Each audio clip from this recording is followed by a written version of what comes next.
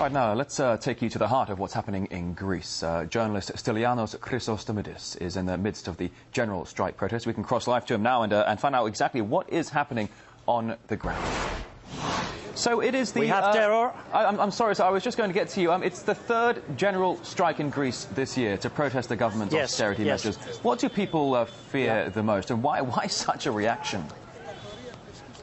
First of all, I have to let you know that I can't hear you properly behind me. We have war, actually. You know what's going on in the street of Athens.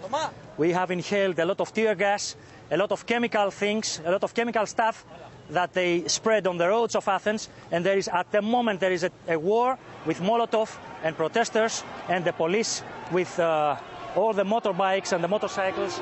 And that's why I cannot also hear you very well. But the thing is that people in Athens protested very peacefully, as they always do, and you know it, for more than 17, 18 days. And what's going on now is beyond logic. It's a war with helicopters, it's a war with motorbikes, a war with Molotov, and, of course, a lot of chemical stuff that they spread on the roads.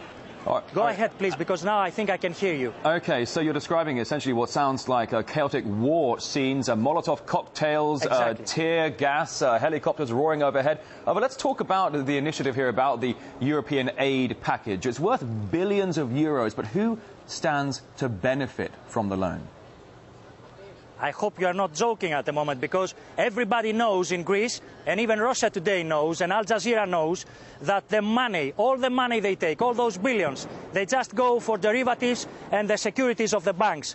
They go for the bonds. They don't come to the real economy of Greece. And that's, we can guarantee, everybody knows that. Even the last civilian in Greece knows that the money from all those loans, they don't go to the real economy. I told you last year in May, just before we enter the International Monetary Fund, that we know what Mr. George Soros and his cronies, they do. They're not going to change their job. This is their job. This is what they do.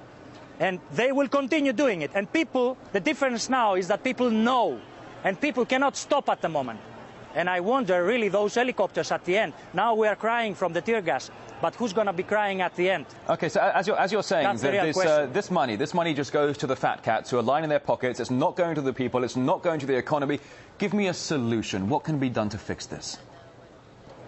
First of all, they should reach an agreement with the European Central Bank or the European Union what to do. I told you last year, I tell you this year, everybody says we cannot pay all the money they hedge the interest rates. All the money we take is in order to pay the high interest rates. This is robbery, this is theft, this is swindle. I can't describe it anymore. And the problem for them now is that people know that. They realized it, they see their income going down, they see taxes, taxes, taxes, and nothing else. The money does not go to the real economy. So as you're saying, sir, this is just a blatant act of fraud and theft in broad daylight. Is there any sense of why did we join the EU in the first place?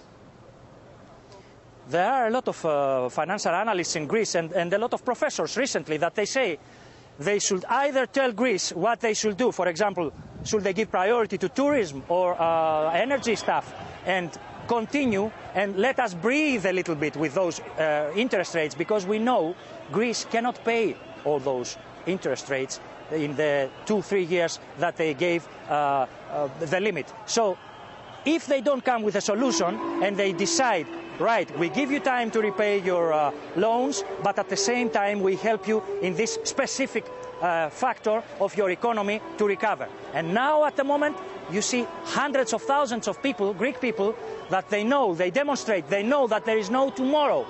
They know that they have no income. Unemployment, do you think unemployment this is what they're telling you? No. Real unemployment will reach 25% soon. And this is a chaotic situation. And the only responsible for this situation is the International Monetary Fund, the Minister of Finance. I hear now that they will change him, but it's too late somehow, you know. This government has failed. Yesterday we had resignation. Two members of the Socialist Party resigned because now they see that they are in danger. And I tell you what I told them last December in my last program in Greece. In a few months, you will not be able to walk among us in the street of Athens. And I'm asking you, who is able from the parliament to come down to the people and walk among simple people? Nobody. Nobody, and they know it. So the sooner they realize what they do, they will realize also that they have to leave. And you know very well what the Prime Minister of Greece discussed with Mr. Putin when he came to Moscow.